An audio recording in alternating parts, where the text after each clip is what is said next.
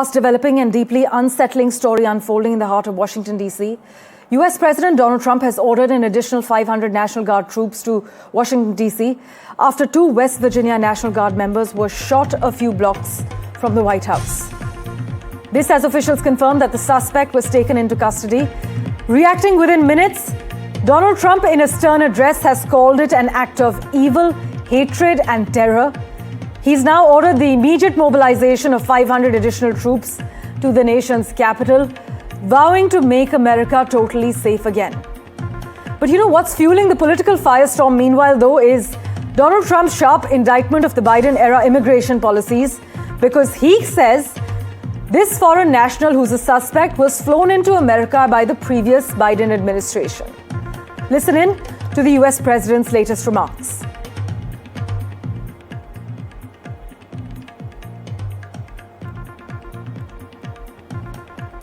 My great fellow Americans, earlier today on the eve of the Thanksgiving holiday, two members of the National Guard serving in Washington, D.C.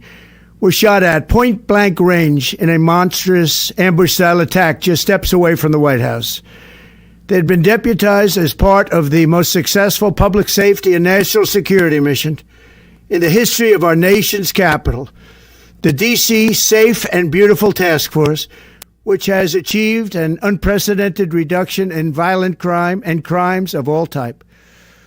This heinous assault was an act of evil, an act of hatred, and an act of terror.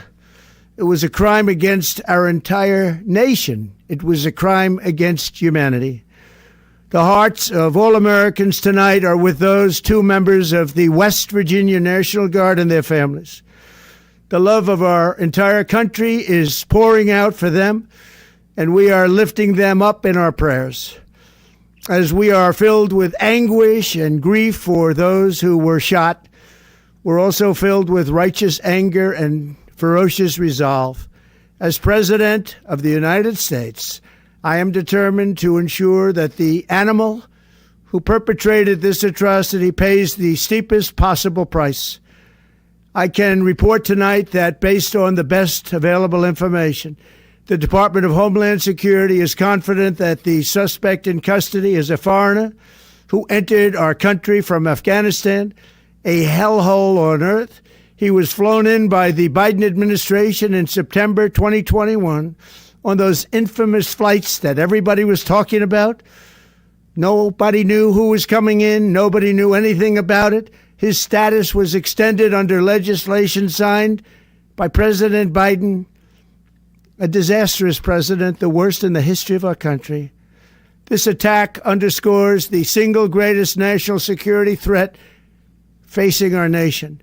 The last administration let in 20 million unknown and unvetted foreigners from all over the world, from places that you don't want to even know about. No country can tolerate such a risk to our very survival. An example is Minnesota, where hundreds of thousands of Somalians are ripping off our country and ripping apart that once great state. Billions of dollars are lost, and gangs of Somalians come from a country that doesn't even have a government, no laws, no water, no military, no nothing. As their representatives in our country preach to us about our Constitution and how our country is no good. We're not going to put up with these kind of assaults on law and order by people who shouldn't even be in our country.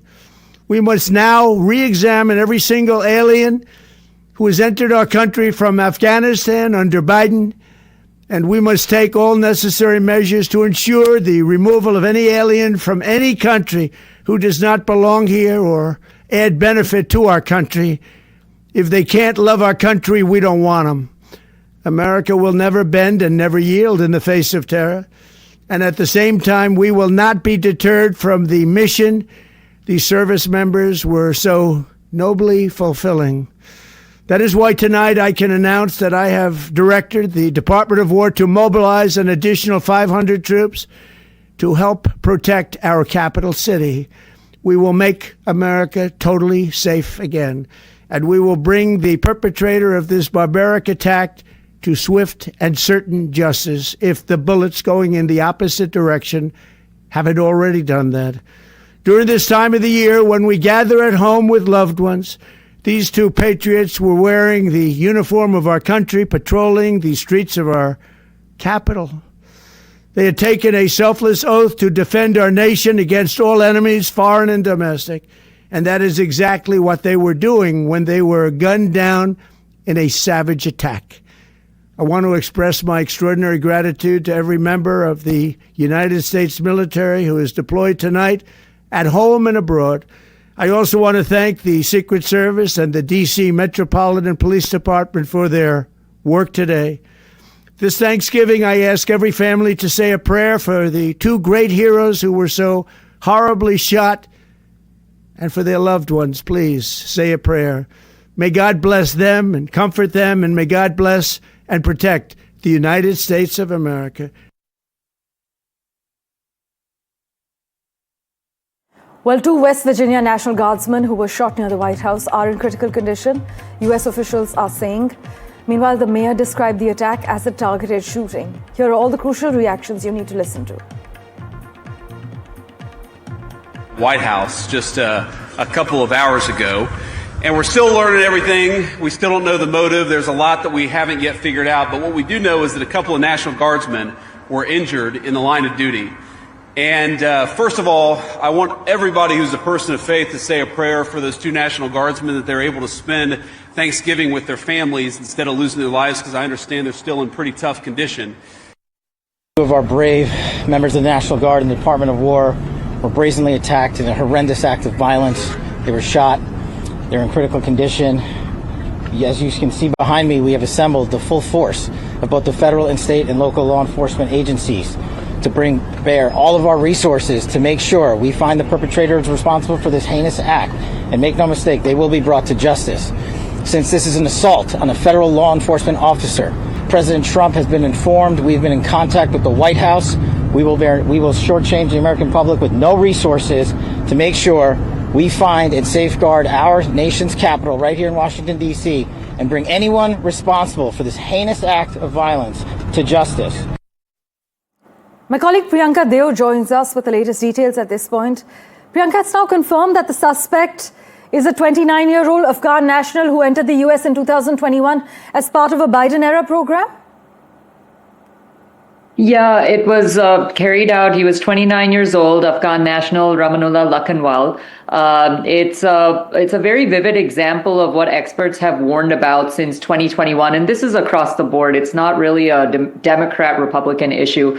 The Biden administration's mass admissions of Afghan evacuees were rushed. They were weakly vetted. They were structurally flawed. Approximately 80,000 people came in after the fall of Kabul. So, if he entered during this time, then this incident directly touches the humanitarian parole program, which is what they called it, under which these 80,000 Afghans were brought in with incomplete documentation, incomplete identities, and in many cases, no verifiable records at all because the Afghan state had collapsed. So multiple Inspector General reports later confirmed what insiders already knew here, that biometric checks were rushed, screening was abbreviated, and thousands were admitted before full security clearance. So that was the price of speed, but the bigger flaw was what happened after arrival, or rather what didn't happen. So following up this vetting, secondary interviews, rescreening, and long-term monitoring were supposed to continue as the files were verified. Instead, the system lost track of many of these evacuees entirely. So the U.S. never fully confirmed many identities, never validated the missing documents, never created uniform oversight mechanisms.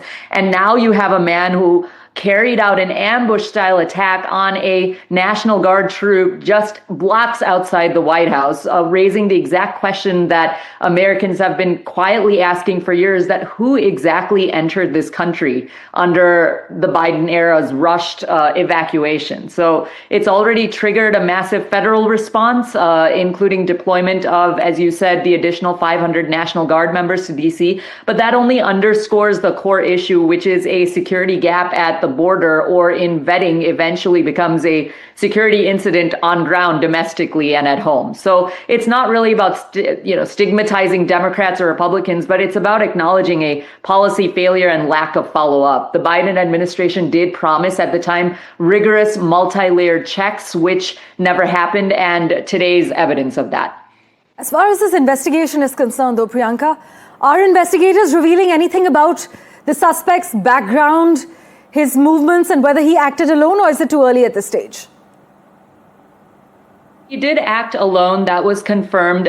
He's 29 years old, as I said before. He was actually shot by responding officers and taken into custody with non-life-threatening injuries. He reportedly acted alone. That's not officially confirmed. No second suspect, though, has been identified at all. Early reports indicate that he did enter the U.S. in 2021, and the motive is still unknown. So investigators have not labeled it officially as terrorism as of right now. There's no manifesto, communications, or organizational ties that have been publicly or officially released. Officials have not provided any details either about the suspect's background beyond his immigration status. As always, Priyanka, thank you so much for joining us with the latest.